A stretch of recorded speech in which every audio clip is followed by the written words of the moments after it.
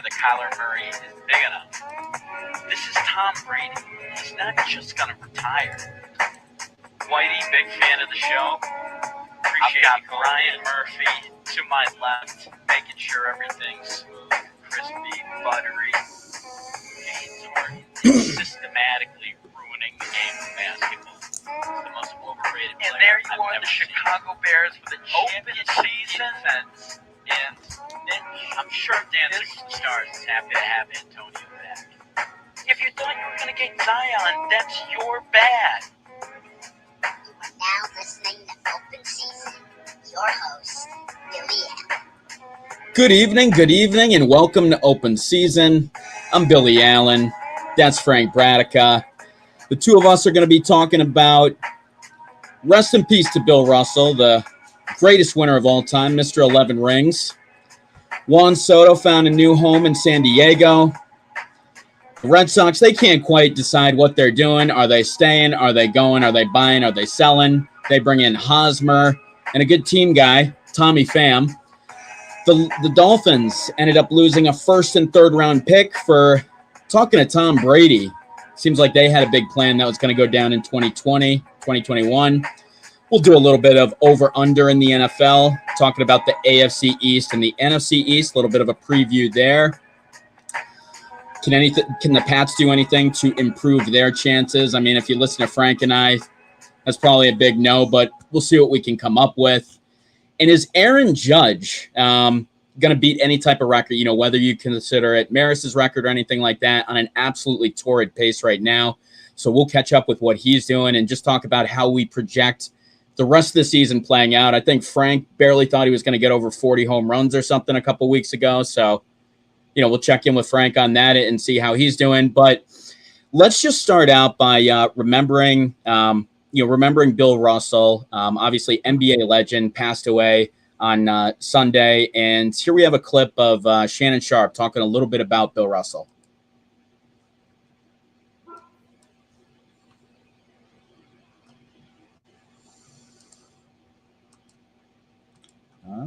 Apologies here.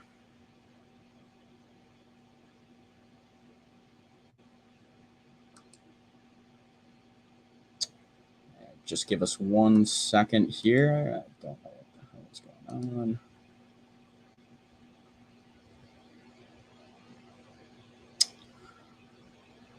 All right, we're going to have to do away with that. It won't play. So let's start out, Frank, a little bit about, Bill Russell, obviously 11-time champion, bigger than life type person. I'm still trying to play this clip and it's not giving me anything. So let's go to you a little bit about on how you remember Bill Russell. Obviously one of the greatest players of all time, invented the block.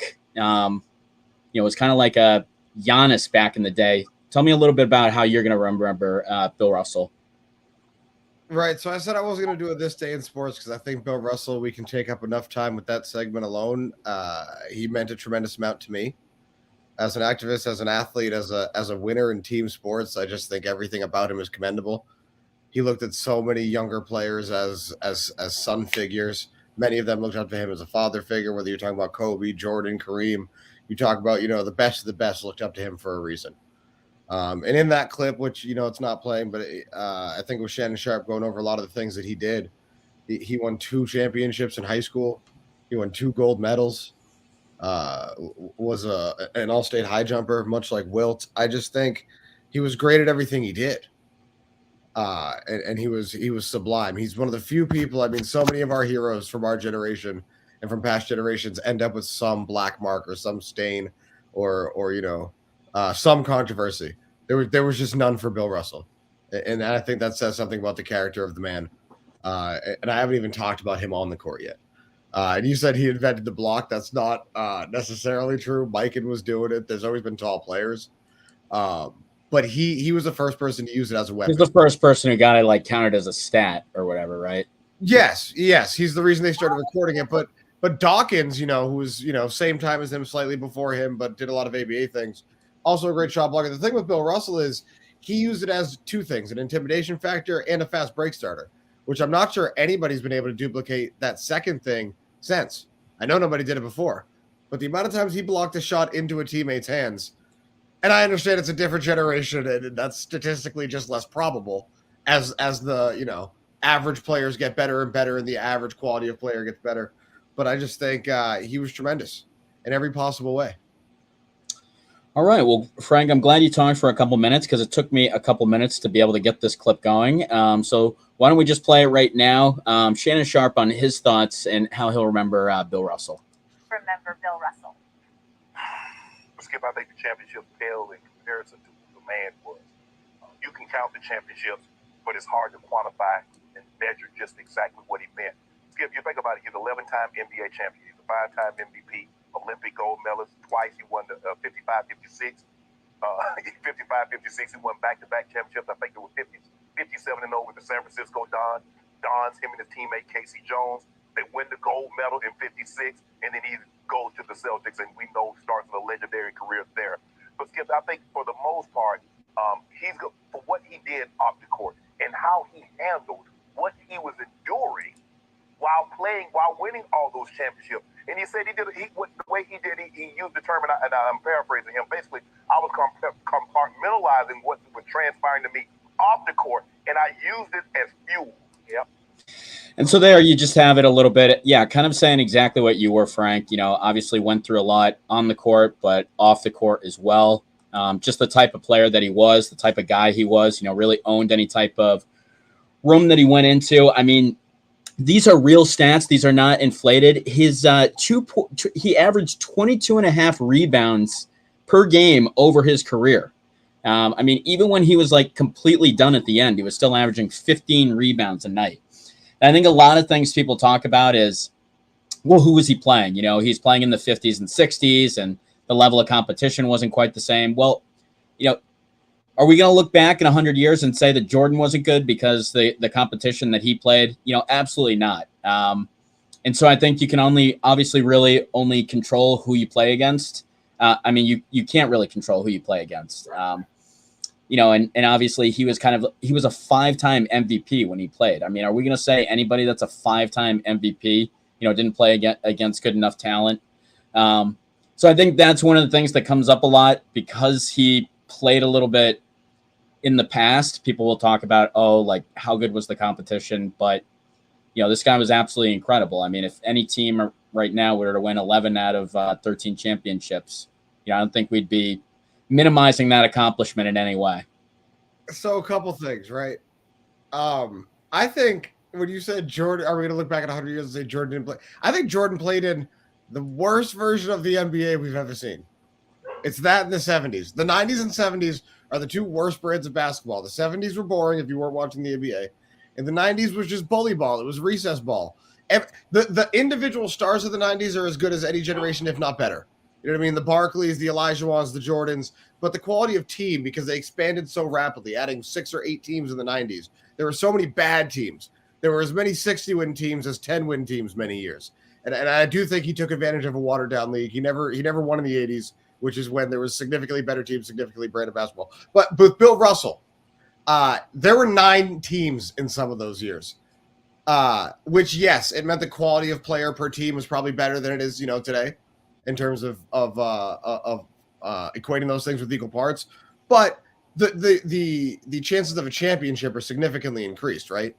Like the odds are significantly shorter. There was 9 teams. I mean, I won't take anything away from the MVPs because that's how you judge. You play who's in front of you. He was that much better than everybody else. I also think he stole an MVP, much like Steve Nash. I mean, he did win MVP in a year where a man averaged 50 and 25, and somebody averaged, a 30-point triple-double. So I do absolutely believe he stole an MVP because that award is pretty much meant, best player on the best team, as opposed to player who had the most outstanding season. But I don't take anything away from him. I think he was an unbelievable player. I think he was an unbelievable man. Well, I would happen to agree with you for sure. And I think, just starting like a huge dynasty. I mean, he's honestly probably, I was thinking about the other day, he's really the godfather of Boston sports. He started really any type of winning culture that happened in this town. It was before the Bruins had really won anything. The Red Sox hadn't won in quite a while. So when they started, they really weren't much. And, after he was done, they had won 11 championships. So really putting this town on the map as well, I think, too. Well, they got him for a rental of a Boston hockey team. They got Bob Cousy's name out of a hat from a team that folded. So the Celtics had a lot of fortune back in those days. And that's where that whole luck of the Irish thing came from. But at the end of the day, he was not just the straw that stirred the drink. It was all built through him. And to be such a selfless player. And the way, I read Mamba Mentality, and it taught me so many things about the game of basketball and all these things. And you watch Kobe and Bill Russell interact, and Kobe's always talked about how he learned so much from reading Bill Russell's book. Bill Russell was the consummate winner. He was hosting Wilt Chamberlain every night that he was facing off against them, and Boston was the home team. Come to my mom's house, we'll cook you dinner. I don't need the competitive edge, you know what I mean? Because I want to kill you, and you want to win and be famous. You know what I mean? There's a different set of priorities here. He was a cerebral assassin before it was popular in sports. He ate people up psychologically as well as physically. Physically, him and Wilt at that time, Wes Unseld, they were unicorns. Nobody in the league. There were other players that size physically, but nobody else athletically that could do what those players did. Yeah, watching Russell's highlights are amazing. He would just get the rebound every time, run down the court. This is somebody who too pretty much almost averaged about 5 assists a game over his career too. Think about that also. Basically grabbed the rebound every time, came down and either, passed it or scored it. And pretty much basically just ran side by side past people. He was just faster and bigger and more athletic than people. So honestly, I was watching his clips the other day. It was kind of like watching it. He looked kind of like what Giannis looks like today. Him and Wilt, now that we have remastered 4K visuals of it, we're so much better than everybody else. The gap between, Kobe and Shaq or Jordan and Barkley or Magic and Larry, Kareem and Dr. J, the gap between Bill Russell and everybody else athletically, Wilt and everybody else athletically is staggering. It was staggering. And you still had great players even back then. Again, you had Wells, you had Oscar, you had great players, but they looked like unicorns. And they won just as much as you'd expect. They sure did. Now, speaking of unicorns, going over to the MLB, the big trade news there today, obviously Juan Soto trade to the Padres, now official. A few days ago, ahead of the deadline, they made the Nationals had made an offer, a 15-year, $444 million offer to extend him. He declined that, and so obviously that put some heat on them to, they're going to have to trade him after that if he's not going to accept that. So they finally did trade him today, and God, did they get quite a haul. They got first baseman Luke Voigt, left-hander Mackenzie Gore, a package of 4 prospects, with C.J. Abrams, Robert Hassel III, James Wood. So, just a boatload. That pretty much looks like that Jazz trade that happened a few weeks ago. It's almost like Danny Ainge is on the other side with this, with as many prospects that aren't going to turn into anything. But Soto going to San Diego, and the Nationals, what that leaves the Nationals with, the players that they have now let go since 2018, Frank, listen to this. Since 2018, it's only a few years, they let go of Juan Soto, Bryce Harper, Trey Turner, Anthony Rendon, and Max Scherzer. Look at the talent that they have let go over the last few years. And I think it's something like, does anybody want to play in Washington? It just feels like they don't have any type of commitment to winning. They let all these players go. So here's the deal. We don't know everything. If they were willing to offer him something like 8 and 320, 8 for 340, and he said no to that as well, then they can't really do much else. Because once he turns that down, they have to trade him. Bryce Harper's a little B word, so losing him. Max Scherzer's not quite the same guy. when you list off all those names, yes, they're talented, but I'm not sure those were all bad moves. They got compensatory picks for some of those guys. Trey Turner's not the same guy that he used to be. None of those strike me as debilitating, but I do think if you draft a guy like Soto and he comes up in your system and plays well and then doesn't accept big money, that's a much bigger problem.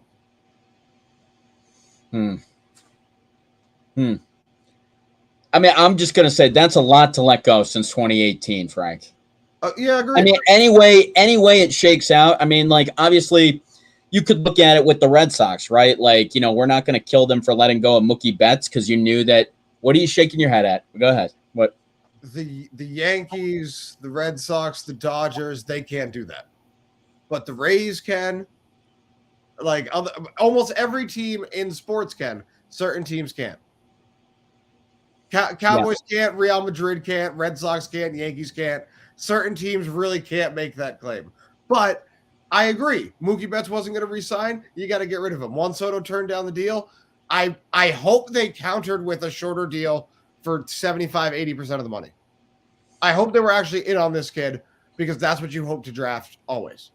So I do hope that they were willing to do both. He said no, and then they decided, well, if you're not willing to be here, we'll get as much as we can for you. Yeah, I feel like he must not have wanted to be there because, I mean, don't you know that you've just got to pay that type of player whatever he slots at? I mean, I feel like there probably wasn't a more competitive. I mean, it's going to be interesting to see what the San Diego offer is. I mean, what do you see them paying? You think they'll pay $500 million for him, or do you think it'll basically be in that range of the 440? Do you think it's going to blow it out of the water? What do you think? I think teams are getting smarter in all sports, and I just think the shorter deal for slightly more money is the smarter move for everybody. It allows the pro athlete to enter free agency quicker with more left in the tank, and it protects the team so much from injuries. And how many 15 years? I mean, the Yankees were paying A-Rod until like 2 years ago. We're still paying Hanley Ramirez. I just think the shorter deals are going to be smarter, especially in baseball. Releasing a player, trading them off is so punitive. You're paying that in some percentage form for so much of the next few years. It doesn't make any sense. Yeah, I mean, I really like the deal that Carlos Correa signed with the Twins. You know, like that 3-year, $100 million type deal. Yep. Make sure that you're doing all the smart things there. You're cashing in on the immediate, and then in the next couple of years, as those contract values inflate, you've got another chance to recoup all that money as well. You know, there's a little bit of risk there for the player, something like that, you know, because they're only going to do that 3-year term. But I mean, realistically, if you're like hurt for the last 10 years, you know, you're not really going to get paid on these deals anyway. Or if you're just basically trying to sign a deal and never going to have to play, you're really not going to cash in that much anyway. Unless you're Dustin Pedroia. The injury is the only. I would say he didn't even cash in that much, though. Like the last 3 years of that deal, I mean, he was getting $14 million a year on that deal. That wasn't a deal that would cripple a franchise. Like $35 million. And he was a little brat when Bobby Valentine was here. Not that Valentine deserved better, but he was such an instigator and a net negative in the clubhouse while not playing and being an undersized, puny little brunt. And I liked him when he was good. Don't get me wrong. He was worth the money, worth the price of admission with the laser show. He was so bad collecting so much money at the end of that deal. He was practically stealing. He was practically stealing. It was only stealing $14 million. I mean, I don't know. I don't think that deal. I think that deal was that a great deal? No, but I feel like people kind of blew that one out of the water. I mean, look at the Chris Sale deal in contrast to that. But they were both bad immediately. They were both bad immediately. When they signed both deals, they were panned. The only difference is they got more praise for the Sale thing because they were coming off of World Series. Pedroia, I don't believe, was coming off of a World Series. They had previous World Series success. But the Sale thing, we extended him after winning a World Series. Well, a lot of euphoria and bad contracts that come with that. Yeah. Well, the Red Sox aren't quite sure what they're going to do. They're leaving me confused as always, too. I think it would be more admirable if you would just say, we either want to go for it or we either want to sell. Every year it does this thing where it's like we need to have the appearance that we tried to go for it, or we had to have the appearance of this or that. And it's like, what they do is they end up pissing off all these players on the team that, guys like Bogarts, who's been here getting underpaid for a long time, plays 150 games a season. They're not willing to take any type of risk and go for it on potentially the last type of year for that guy. So I just feel like it doesn't make a whole lot of sense on what they're doing. You're either buying or you're either selling. And in this case, they bring in Eric Hosmer, who, sure, he had a couple good years, and he played a decent first base. Had a couple gold gloves a few years ago, but realistically, never a great player, and it's definitely past his prime now. And then Tommy Pham as well. Just nobody that really drives you crazy or you feel like is really going to move the needle too much. Now, this is a team who had a chance to get a first baseman in the offseason, but they kept saying they're going to bring up Tristan Cassis, right?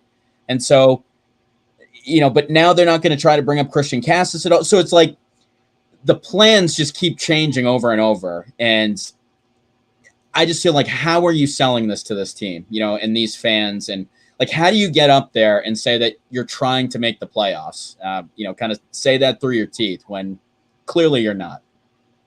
They're barely 500. They have a $185 million payroll, and they're bad. This is amazing. It's okay to be bad. It's okay to tank. It's okay for all these things, whatever strategic route you want to take.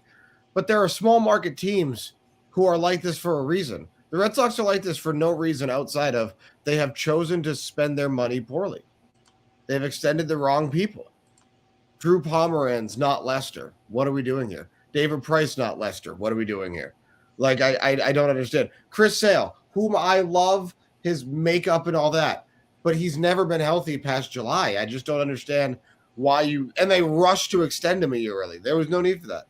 The Panda deal, the Hanley deal, all these things are awful. Even the Stephen Wright deal.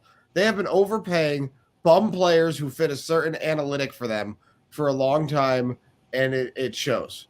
And they still overpay for guys, and they still have one of the highest payrolls in baseball, except now they approach things like free agency and the trade deadline like a small market team, like they're the Rays, like they're the Oakland A's. It's really Hansel Robles last year. Hansel Robles, that's your guy. When you desperately need bullpen help and a starter, that's your guy. I mean, it's so embarrassing the way Do you think it eventually comes to a head with Alex Cora? It seems like he is probably upset. It seems like there's something there in terms of, he's not fully happy with, kind of the fact that they make him do this, like the nickel and diming. I mean, I just feel like with the way the team's played and everything like that, like, do you think that Cora is going to be like so upset that he moves on and goes somewhere else? No. That's a really good question. No, I don't. I don't. I would be so frustrated managing this team. I wouldn't be shocked if he left, and I do believe that he's as frustrated as you would be, as I would be. I just think, look, he played in one here, right? And he managed in one here. So it's probably tough for a guy like that to leave that place. If and the reason it's going to be extra frustrating for him is think about the team he was on or the teams he were on. He was only here for a short amount of time, but super talented teams with an ownership who was willing to pay money. And now we're willing to pay money, but it's for war guys or it's for advanced analytic guys as opposed to, hey, this guy's actually really good at baseball. No matter what the shift is, no matter if it's a perfect pitch, this guy can just make contact. Yeah. Now this ownership's going to find some way to tell you that Jackie Bradley's good, it's just amazing. And Jackie Bradley was clutch. Jackie Bradley's the reason that we have a chip, or part of the reason we have a chip. He was, I believe, ALCS MVP that year. So I get, why they get to be like, nerdy, why they get to, push their glasses up and tell you, well, he was really bad when we acquired him. So law of averages state he'll be slightly above his career numbers, and that will all average out because everything comes out in the wash. And he's been a clutch player for us in years past. But still, that was a bad deal. And the Benintendi deal was a bad deal. You could explain all of that logically, but the returns have been awful. Heim Blues, I think, one thing well, and that is draft. Hasn't been able to develop or draft a pitcher, and that's unfortunate. But he drafted Cassis and I believe the 2 shortstops.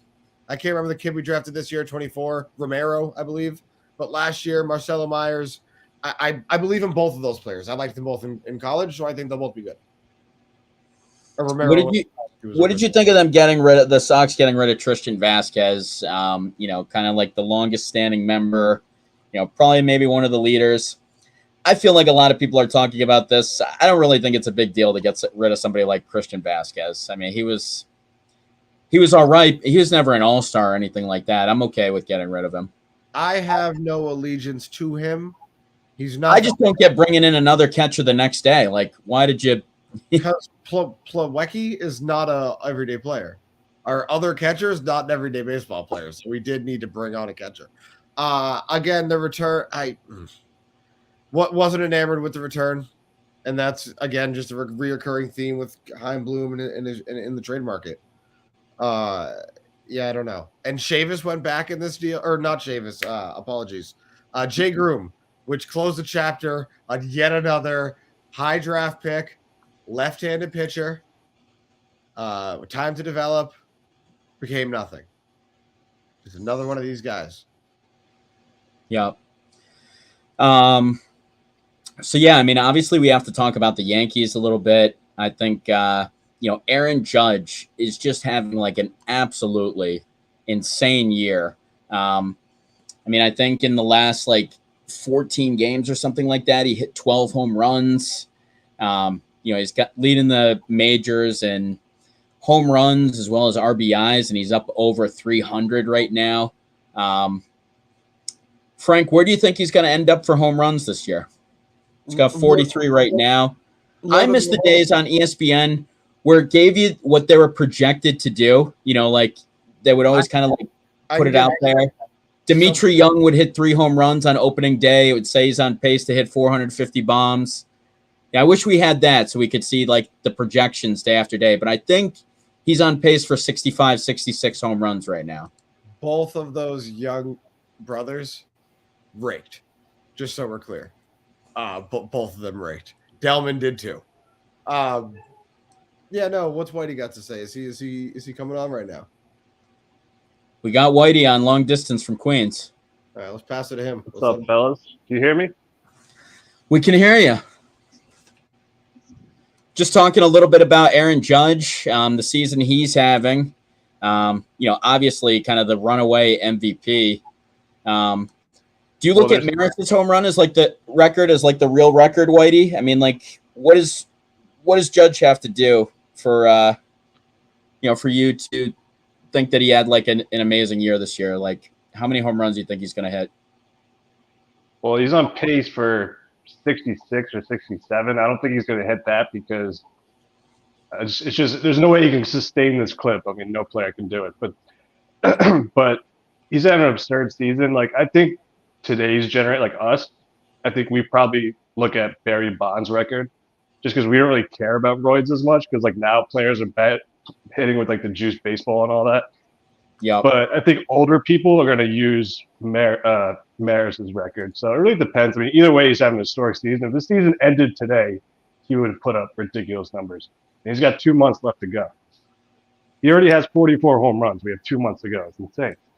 I know. It's absolutely insane. And especially with the pace he's on, it's like he's gotten even hotter this month. Typically you hit the All-Star break and, that's when you slow down a little bit.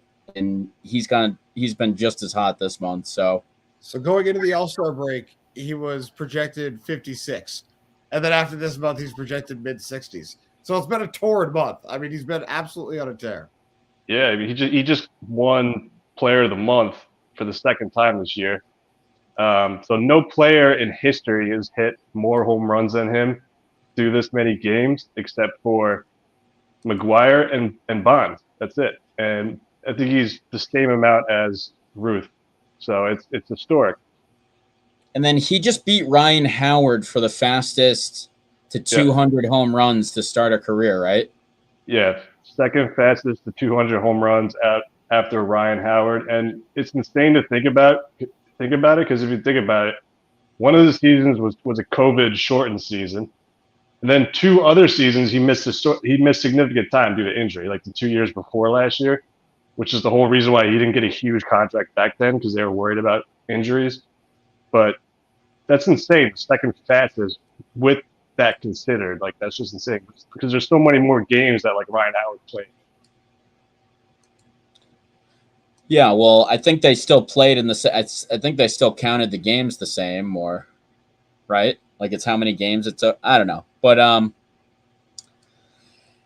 yeah. I mean, I think the question that comes down with him, Whitey, is just people talking about like his longevity. I mean, the guy's kind of like a Great Dane. Like he's enormous. I mean, will he break down faster? I mean, how long would you be confident to sign this guy? Like, what do you think it's going to take to get this guy signed? Because obviously he turned down like a 7-year deal from the Yankees. So is this guy going to get a 10-year deal?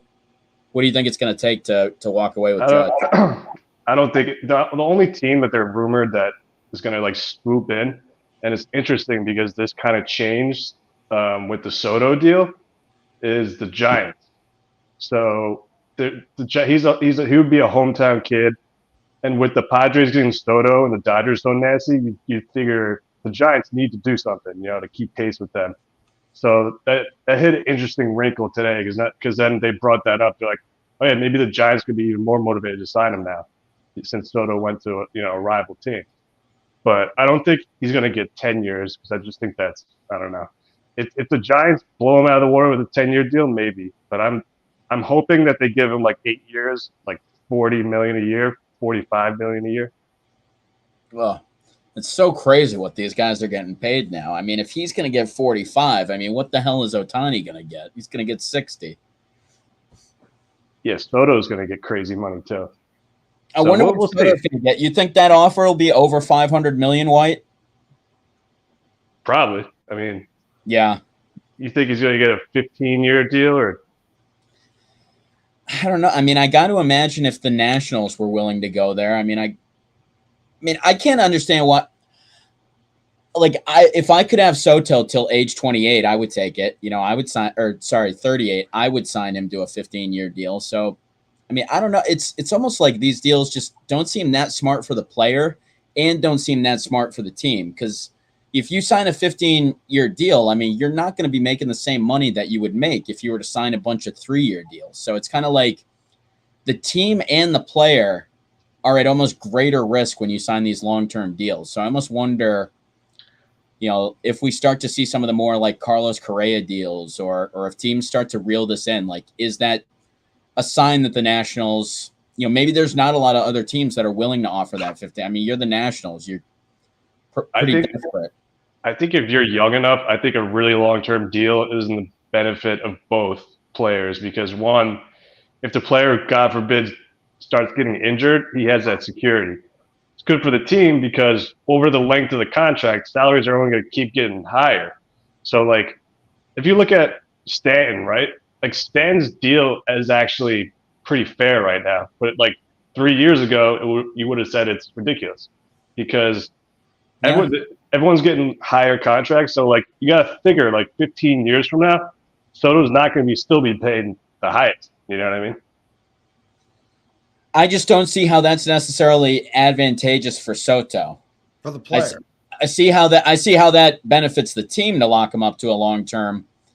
Because what if you sign a 3-year deal and then you like break your leg and you're never the same? Injury's the only thing. Injury's the only thing it doesn't protect against. It makes far more sense to hit the free agency market in your prime as many times as possible. And for teams, I've always said this, and Boston has always subscribed to this, there's no such thing as a bad 1-year deal.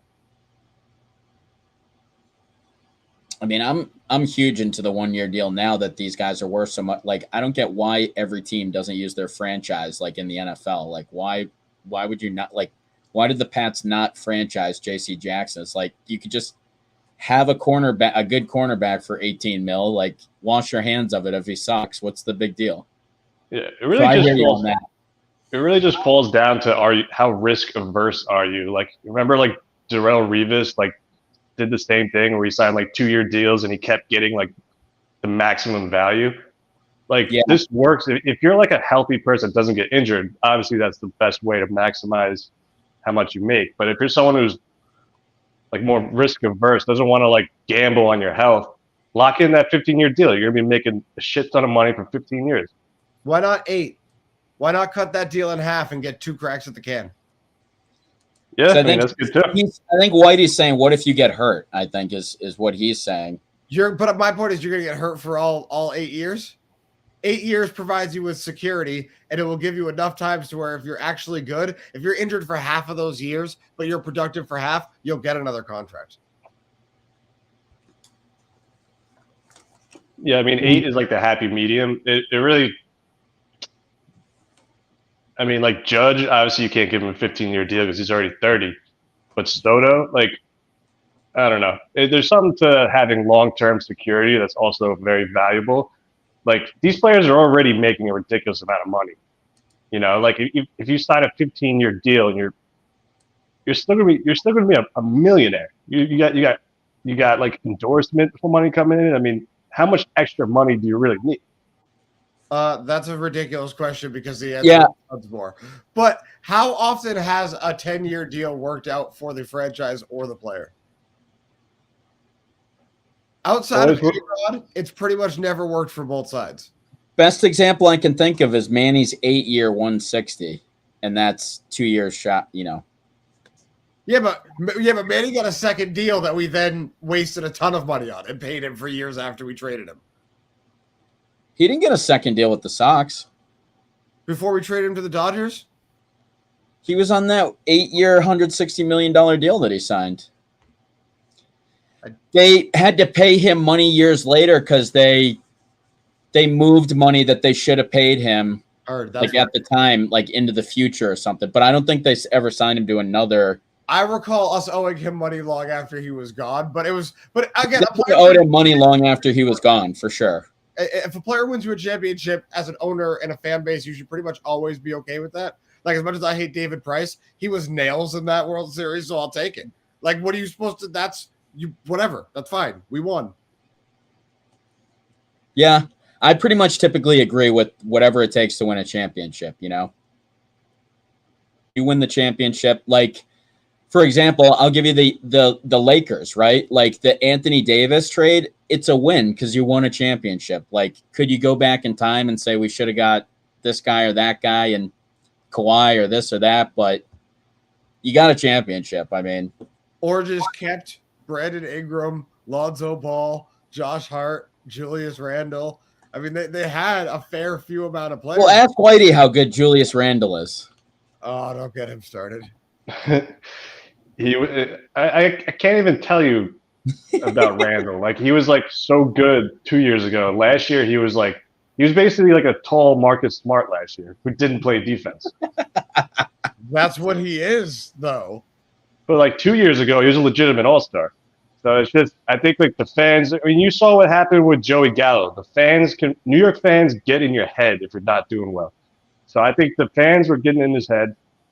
And that just kills the athlete. Like when you're getting booed by your own fans, like I don't know if you guys read that interview with NJ.com with Gallo, how he was saying like the opposing players would like text him and be like, "Don't listen to them, man. Like, stay positive. You'll get through it." Like, that's sad. That's sad. But I think with Randall, like with Brunson coming in, that's going to take some pressure off of Randall. So I think he's going to have a bounce back here. But who knows? I mean, Whitey, he drove me crazy last year. Whitey. Whitey. I'm sorry. Brunson is going to come in and take pressure off of Julius Randle. They're going to not take pressure off each other because they're both B-plus players, and that's cool. But they're paid like top tier, and you can shut both of those players down. Neither one of those guys is great D, better O type of offensive players, and neither one can play defense. Yeah, but Brunson, he's more. You probably want those guys both to be your three on a team also. Whereas like Randall's, the one and then Brunson's the two or whatever. Like they're playing way above what their role would probably be on another team, I'd say. And that's not their fault. Yeah, Randall just had, I don't know, like he was too much of the focal point of the offense. That's what I'm saying. Jalen Brunson's going to take some focal point of the offense, so it's going to relieve him a little bit. I'm not saying, these are two number one players, But I'm just thinking it's going to help. That's what everyone thinks. Everyone thinks that Brunson coming in is going to help Randall. So we'll see. It'll help him more than Kemba Walker did. I mean, but what does that necessarily say? Well, Whitey, hey man, we appreciate you jumping on and hanging out with us for a little bit. Sounds good, fellas. You want to talk about trade deadline moves for the Yankees, or you have no interest? Let's do it. I'm not as educated on what the Yankees did. What did they do? Well, they got Frankie Montas, Benintendi. Oh, that's right. They got Benintendi. I knew that. Those are the two big moves we made. We only gave up, and we've got basically a couple of relievers, which we need since Mike King is done for the year. And then we got this guy, Harrison Bader. Apparently he was a Gold Glove center fielder. He was really quick. Gives you a lot of stolen bases. But we didn't really give up that much. So I think it was a good deadline for Cashman because he didn't give up any top prospect stuff. Yeah, I mean, the Yankees are having an incredible year, too. They're going to beat the Mariners record? I don't know. It's tough. It's tough projecting total wins, how many home runs Judge is going to hit, because I know I'm going to screw myself. I'm going to jinx it if I say yes. I'm going to jinx it. Judge is going to get hurt. Something's going to happen, so I'm not even going to go there. Isn't that always the concern with Judge? He's just got a football or basketball player's body in a sport with so much torque. I said this to Billy before we went on. It's like golf and baseball require so much torque and hips for a player that size. You're terrified of how that player is going to age. Yeah, it's a legitimate concern, but if you think about it, there's only 2 years where he really had injury problems, and it wasn't even like Stanton has way more injury concerns. The injuries that Judge had were freak injuries, like jumping and breaking a rib, catching a ball at the wall, running into the wall, things like that. He hasn't been breaking down really. He played the full year last year. Played the full year in 2017 when he got robbed the MVP. That freak injury wasn't a freak injury. He was 280 pounds running as fast as he could, generating a lot of force, running into a wall and jumping. That's usually actually how broken ribs happen, if not in a combat sport. Well, if you're bigger, you're going to break your rib easier than if you was smaller and ran into the wall? I don't get that. You generate more force, certainly, yes. What do you mean? Yeah, but his ribs are also twice the size of the average person. Yeah. Twice as much space in between to move them. Yes, he's more vulnerable. Yes, he is. Yeah, I don't know about Dr. Frank. Hey, the medical expert over here, Frank. He's the team doctor. Simple Google team search. Physician. Simple Google search. Okay. We are fans of the Google on this program.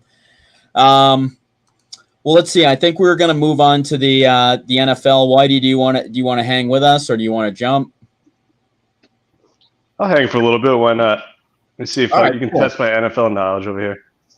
Well, yeah, we were just kind of talk about the AFC East and the NFC East a little bit. I think obviously some of the big news that came out today or yesterday or something. I mean, we knew that the Dolphins pretty much were in talks about bringing in Brady and Sean Payton. They officially lose a first and third rounder for talking to Brady, but it seems like that was a hell of a plan to bring both of those people, Brady and Sean Payton in. And it seems like that was actually probably going to happen, which is really shocking. What do we think about, the expectations for the AFC East? Whitey, I know you're a big Bills guy or a big Josh Allen guy, but, for instance, the Bills, their over-under is 11.5. The Dolphins, their over-under is 8.5. The Pats over-under is 8.5, and the Jets is 5.5. Where do you see those teams slotting out? You think the Bills will be above that 11.5? I tend to think that. Yeah, I love the Bills. I love Josh Allen. I mean, the kid's stud. I think those over-unders are pretty accurate, honestly. I think that there's a lot of hype in the Jets camp right now because apparently Zach has some weapons now he didn't have last year. but I wouldn't be shocked if they won 6 wins if they finished slightly over. But I think the rest are pretty much in line with what I would expect.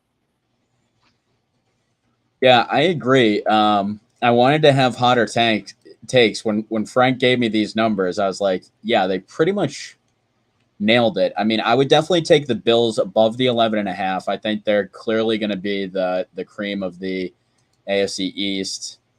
And I would tend to agree that I think the Dolphins. I feel like the Dolphins and Pats are honestly like a coin flip at this point. As far as where I think they'll finish. But if I had to, probably gun to head, I'd probably go Dolphins, and then Pats, and then Jets. Do you guys see any way that the Jets are good this year? Because I mean, people have kind of talked about the way that they've put the foundation in place with some of that defense. You've kind of talked about like look at a team like Cincinnati who came out of nowhere a couple of years ago. Do you guys see any way? Like, sell me on the Jets having a good season. Do you see any way that happens, or are they pretty much a lock for last place in the AFC East? You need everything to work for you or the quarterback. So we know they're not going to have everything work for them. So if Zach Wilson can be, a version of that guy, whatever that is for him, whether it's Kyler or, value brand Russell Wilson, if he can be a great quarterback, then obviously they'll be better than we all think. Cincinnati didn't come out of nowhere because you can't come out of nowhere when you drafted Joe Burrow. You just can't. If Jacksonville had been good last year, they wouldn't have come out of nowhere because we all would have said, look at what Trevor Lawrence is doing. Yeah, but they had Burrow the year before is what I'm saying. He was hurt, and they were good when they had him. All right, okay, all right, fine. They didn't come out of nowhere, I guess. I think it wasn't a dark horse. I think this year is really going to, I'm not going to say make or break, but like Zach Wilson really has to take the next step because he had nothing last year. He was working with nothing. He got hurt. This year they drafted Garrett Wilson, a stud receiver at Ohio State. They signed CJ, was it Uzoma, the dude from the Bengals? Yeah, the Bengals, yeah. Yeah, they drafted a running back. Everyone was loving their draft, so I think they're still a young team. They're a year away, but I could totally see them improving from last year. And Zach Wilson actually has weapons now. Yeah, I think they're clearly going to be better than last year, but I guess I see the AFC East. I see a lot of these teams being like close, like whether the Pats win like 7-8 games, whether the Jets win 5, 6, 7 games, whether the Dolphins win like 8, 9, 10 games. That's kind of like the spread that I see for these teams. I feel like they're pretty close, around 500, slightly over, slightly under for those three teams. And then you've got the Bills who are going to just kind of cruise past everyone. Just to break it down, because I want to go over because we both kind of referenced it. So Buffalo Bills are at 11.5 wins, Dolphins at 8.5, Patriots at 8.5, Jets at 5.5. I think we all think the Jets are probably going to be over. I don't think there's a chance the Patriots win even 8 games. I think we'll be closer to the Jets than the Dolphins, and I think the Dolphins might be a better team that take a step back. I honestly think the Pats are going to win 7 or 8 games. You should be hoping for 5 or 6.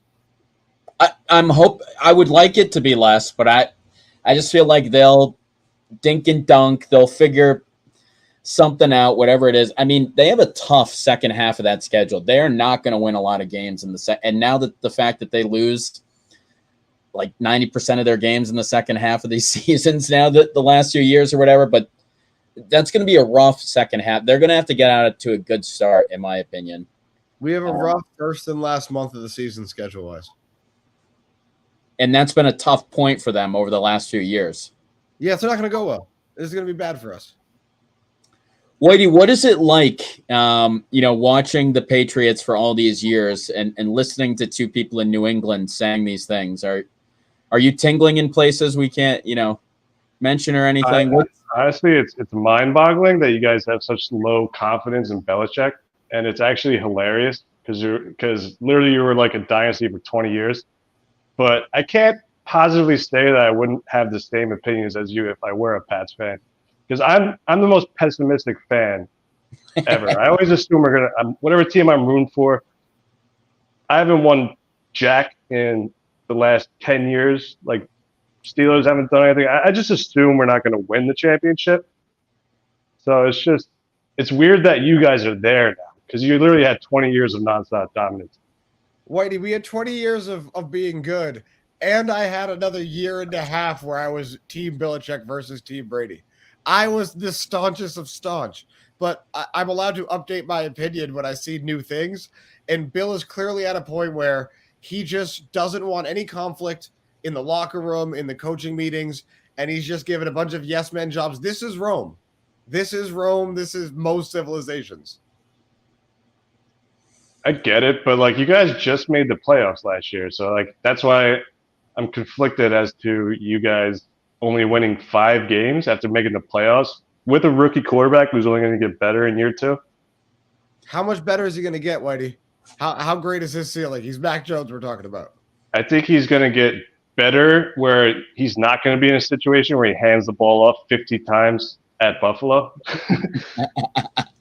Yeah, you just made the playoffs. How could you say that? Because I watched us throw the ball 3 times in a game. Because Bill's trying to go back to 1960. And also, our line's not going to be as good as it was last year offensively. Our defensive front 7 is awful, and we might have the worst set of corners in the league. We're just not good anywhere, except for the running backs. Running backs are good. Quarterback is bang average. Quarterback is Kirk Cousins. So, yes, if he's surrounded by a bunch of talent, he can give you – I think Kirk Cousins led the league in touchdowns one year. So, yeah, he can give you something. And I believe he's probably smarter than that. But his upside is not great. But I mean, did you guys lose any playmakers last year? I mean, didn't you just sign AJ? What's his name? Devontae Parker?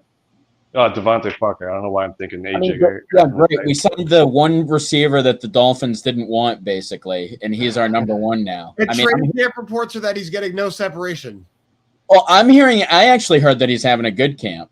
You didn't? I heard that overall the receivers aren't getting any, but he's been the best at least. But yeah, what does that say? Jared Stidham. Don't forget the Patriots hype trade for Jared Stidham. No, I mean, before. Of course. But I don't know. I mean, Whitey, I guess for me, I'm kind of disappointed in what they've done around Mac Jones. I feel like you got to get him a better weapon. You got to get him better protection. I think Mac Jones himself will be okay. But kind of to Frank's point, you need everything else to be great when you have somebody like Mac Jones. And I just think the Pats aren't great in a lot of areas. I mean, I can't even really tell you, aside from run the ball, what they really do well in a lot of areas. And from hearing, we don't want to take a whole lot out of camp, but apparently that offense has been struggling. So I don't know. I don't see. It's tough. Trust me, it's tough to say that you don't think the Pats are going to be, but I don't really see them. I really don't see them doing anything much past 500. I mean, at the best. But the thing with the Patriots, though, is you guys never have star playmakers, and you always make it work because you have the most creative coaches. I mean, I know McDaniel's left, so I don't know what's going to go on there. But I feel like you guys never really have elite playmakers, but you always make it work somehow. And Tom Brady. And Tom Brady. Yeah, but Mac Jones last year. We didn't make it work with Cam Newton, and we kind of made it work last year. We didn't make it work last year. That was about we did squeeze as much juice from the orange as we could, but it's Bill's the GM. It's his job to get us better oranges in the first place. Yeah, I hear you, but I mean, at one point, every sports guy was saying the Patriots were the best AFC team. I mean, this was a narrative for 3 weeks of the year. Yeah, and they were incredibly wrong. Yeah. For reputation, they bought during a streak of the season where we played the Jets twice in a 3-week span. I mean, I don't know. I think that was misguided when people were all over the Pats like that. I think that was if you take last season down by small slivers, it really was bad. I mean, it was bad. It was last year was so much punching down and Shula chasing. It just looked thirsty on the team's behalf. You're a New York fan. If you've been watching greatness and the media not affect us for 20 years, this is all very scorned girlfriend. This is all very bad from Bill. I mean, running up the score on bad teams, failing to get off the field versus good teams. the dichotomy between both of those things. Very, very adept at punching down we were last year. But we never beat a good team, or all of those numbers. I think we were top 5 in scoring. All were just running up the score on bad teams. I think the only thing stopping the Patriots from making the playoffs is the fact that the AFC West is so stacked that literally any team, like literally that entire division could make the playoffs. Like, I think that's just going to be the end of the Patriots. I don't think the Patriots are going to suck. I just think there's too many good teams in the AFC. They're not going to be able to match up. You know, literally like the Raiders just made the playoffs. The Chargers are probably due. Herbert's an absolute stud. The Chiefs, the Broncos have Wilson. Like, I already know the Steelers aren't making the playoffs. So I think you guys are going to be with me. You know, sitting on our couches watching other teams. We're going to be back. We could get used to it the next couple of years, I think. We'll see. It just feels like Belichick has no urgency, and I can't understand it. I mean, does he not want to catch Shula? Does he not want to prove that he's the reason why this dynasty was good and not Brady? He thinks he can do it this way, clearly. No, I get it. But the hubris is incredible. Like, let me just hire these 2 guys that fell off the turnip truck. Sure. Nobody else will hire. But if Brady hadn't won in Tampa Bay and it went bad, it's the same thing, right? The hubris of Tom Brady to demand to Tampa Bay and then demand Byron Leftwich run his system and then get Gronk out of retirement and demand they sign him and then have them bring AB to the team. If those didn't work, it would have been just as bad. Oh, trust me. Yes, that's why when you're a dick, you have to have results. You know, that's why it's tough for Bill right now because, you know, you can't grunt at everyone and treat everyone like crap and then expect a leash when, you know, you're not performing. Like, if you act that way and take those moves, then you've got to win. I mean, when you push Brady out of town, you should be showing that you're more impactful to winning than Brady is. And that's just a fact. Do we have time to do NFC? I'm correct. I don't know if we fully have time to do the NFC. Whitey, who are you excited about in the NFC East? I mean, you got the Cowboys, you got the Giants finally let go of Judge, so things might be finally okay over there. And Saquon Barkley may finally be healthy 6 years into his career. You've got the Eagles. Who do you like in that division? Honestly, nobody excites me in that division. That whole division is trash. That's probably the worst division in the league. Like, I would think Cowboys just because, I mean, Dak Prescott, I think, was the best quarterback in that division. I mean, would you agree? Certainly not Wentz. Certainly not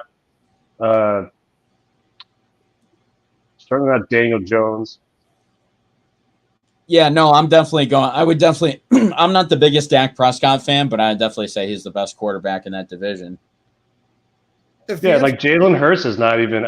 They have some big doubts about Jalen Hurts, so I think it's the Cowboys division to lose, just because they have the best quarterback. And like, I know he lost Amari Cooper, but CeeDee Lamb is a stud, so we'll see. I mean, a lot of people are talking about the Eagles.